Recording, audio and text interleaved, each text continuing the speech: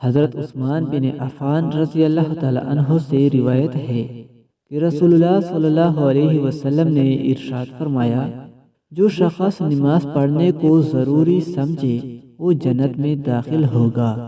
حضرت عبداللہ بن قرط رضی اللہ تعالی عنہ سے روایت ہے کہ رسول اللہ صلی اللہ علیہ وسلم نے ارشاد فرمایا، قیامت کے دن سب سے پہلے نماز کا حساب کیا جائے گا۔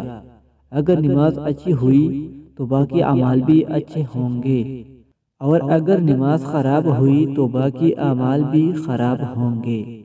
حضرت جابر رضی اللہ تعالی عنہ فرماتے ہیں کہ ایک شخص نے نبی کریم صلی اللہ علیہ وآلہ وسلم سے عرض کیا، فلاں شخص رات نماز پڑھتا ہے پھر صبح ہوتے ہی چوری کرتا ہے۔